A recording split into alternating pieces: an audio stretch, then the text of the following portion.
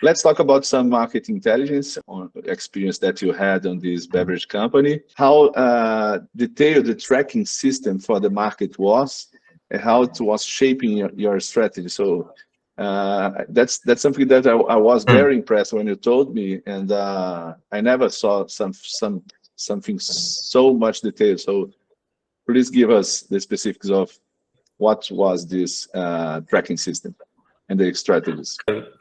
To give a little bit of background, this sales tracking is a sales tracking and forecasting system, and this is for the company is a huge multinational alcoholic beverage company. They have their headquarters in London, in the UK, and they operate in over 180 countries around the world. So they're pretty massive, and they also own many well-known brands for beer, gin, whiskey, vodka, liqueurs, wine, champagne. You name it, they do it, and most of the brands will be very familiar to people across different countries. And so we were working on a project, developing and implementing a sales tracking and forecasting system that was specifically for the beer market, which is defined by lager, bitter, and stout. So those are the three main types of beer. And they also divided the system up into what's called on-trade and off-trade. So on-trade is where you sell drinks for immediate consumption on the premises, like bars, pubs, restaurants. So that's what's called on-trade. Off-trade is where the product is sold in liquor stores, supermarkets, or other places where you don't consume the drink immediately or right away. You might take it home or drink it somewhere else. The thing about this, for this company, is that they have a very dominant market share. It's a high volume market, it's a high value market as well. For some of their products, it was about 90% market share. And so the premise of the system was quite simple, is they are aggressively protective of their market share. They didn't want to lose, forget 1%, 0.5%, they would start getting agitated about just losing a small point of market share. So especially with the threat of any new entrants or competition. So their sales and marketing teams needed visibility on the sales volumes, the sales value, and their market share from a national level, so they could see that across the whole country, down to regional level, to local level, and even right down to a bar and pub level. They could drill down to these different levels. And what's quite interesting about all of this is that this company, their public perception or their public image of the company and their brands, it's very relaxed. They're quite a cool brands. It's very chill. They're quite entertaining in the way they do their marketing and advertising. But you work inside the company and they are laser focused on results and success. So it's a complete contrast between how the consumer and the public perceive them to really what happens behind the scenes. So that's why you can't drink beer all day, right? You have to be laser focused. This looks like you have a giant magnifying glass that you can see the market and then also the competitors, right? If the competitors start moving towards your market share, what would be the move that the company goes when the tracking systems alerts that there's a competitor here gaining some of our market share? Yeah, it's a very good question, because it's one thing having the visibility and the data, which is crucial, but it's another thing. Okay, so what do you do now with that? So this, the example that I'll give here applies specifically to their on-trade business, specifically bars, pubs, restaurants. How they handled things in their off-trade business was very, very different. So let's say in the system, they saw that there's a drop in sales performance, or there was a decrease in market share in an area. That would be generated by either what's called a top-down exception report, or even a bottom-up exception report. So the exception report would highlight the data, would be automatically generated and highlight the data in red. So they could see that at a regional or a local level, or even at a pub level. And so it highlighted the underperforming areas in bright red. So it was like really easy for the sales and marketing teams to see. And so the sales team that was responsible for that region that is underperforming, or they saw a drop off in performance, or a decrease in their market share, the first thing they would do is to simply send a survey out. And they didn't hang about. They usually did that within about 24 hours or so. And the objective of the survey was to it covered a few areas. The first was to simply just understand what's happening on the ground. What's going on? Are their customers buying different drinks to the ones they normally buy instead of buying their products?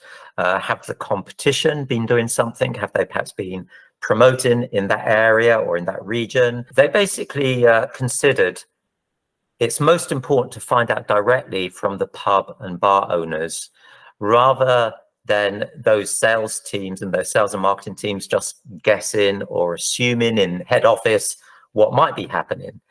And so only once they had the feedback and the data from those surveys could they're then actually in a position to start making decisions and like having a plan of action. What was the target of the survey, and how was to make this target to answer the survey? What were the incentives? Just the relationship with the brand, or there's another incentives?